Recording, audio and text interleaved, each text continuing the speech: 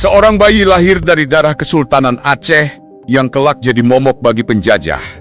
Seorang wanita hebat namanya Cut Nyak Dien. Lahir dari keluarga Ule Balang, dididik dengan Al-Quran dan ilmu tempur.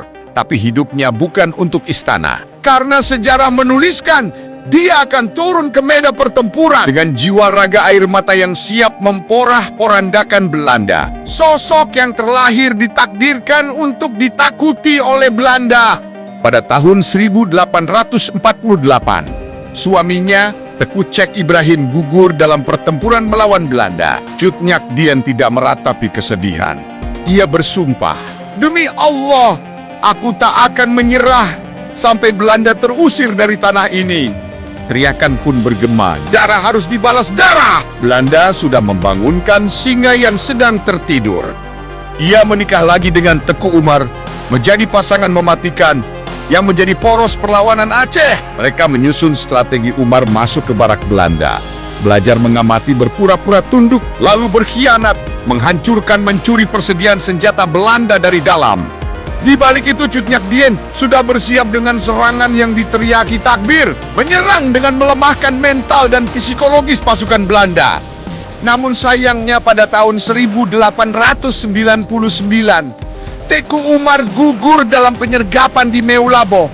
Bukan karena kalah, tapi karena terjebak taktik licik Belanda. Belanda pura-pura mundur, lalu menyerang saat pasukan Umar lengah.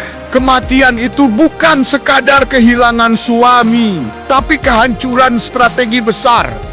Di balik luka, Cut Nyak Dien kembali ke medan perang. Walaupun tubuhnya sudah tidak mampu lagi melawan, tapi semangatnya masih tajam, lebih tajam dari bayonet musuh. Bayang-bayang darah, perjuangan kedua suaminya, dan harapan rakyat di bahu takkan pernah menguras keyakinan. Akhirnya, pada tahun 1901, Cut Nyak Dien ditangkap.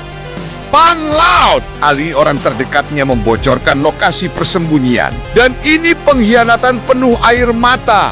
Bukan karena membenci, tapi karena rakyat sudah tak tega melihat pemimpinnya menderita. Beliau sudah terlalu renta, lelah, dan sudah terlalu tua. Namun saat ditangkap, Cut Nyak Dien menolak untuk menunduk. Teriakannya bergema, "Aku tak pernah tunduk pada penjajah selain kepada Sang Pencipta." Dan Belanda pun mengasingkannya ke Sumedang, ribuan kilometer dari tanah kelahirannya, tanpa senjata, tanpa pasukan, tanpa persediaan makanan, berharap menyiksanya dan membunuh secara perlahan. Tapi ia tidak mati. Belanda lupa bahwa Cut Nyak Dien sudah melewati banyak medan pertempuran. Sesampainya di Sumedang, Cut Nyak Dien melanjutkan perjuangan bukan dengan berperang. Ia mengajar Al-Quran, menanam iman, membangun peradaban kecil dari reruntuhan harapan. Belanda mengira ia telah tiada, padahal ia sedang menanam bangsa dari dalam jiwa. Pada tahun 1906, Cut Nyak Dien wafat di Sumedang, dimakamkan jauh dari Aceh. Tapi semangatnya tak pernah pergi. Inilah warisan Kesultanan Aceh, bukan tentang siapa pemilik sejarah, bukan tentang bendera siapa yang berkibar. Ini tentang semangat perjuangan yang membara dari generasi ke generasi, dari Aceh untuk seluruh bangsa. Makam beliau kini dirawat di Sumedang sebagai bentuk penghormatan.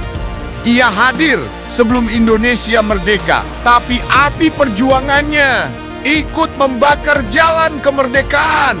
Dan karena itulah Cut Nyak Dien dihormati sebagai pahlawan nasional, karena telah menginspirasi generasi seluruh bangsa.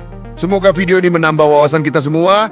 Buang negatifnya, ambil positifnya. Kalau bukan kita, siapa lagi yang menjaga dan melestarikan sejarah dan budaya bangsa untuk generasi penerus? Semoga kita semua diberikan kesehatan, kelimpahan rezeki, dan kedamaian hati. Pesan terakhir dari kami, banyakin rokok, banyakin ngopi, dan cepatlah mati. Gak gitu konsepnya, Bambang. Salam dari kami, Kartel ID.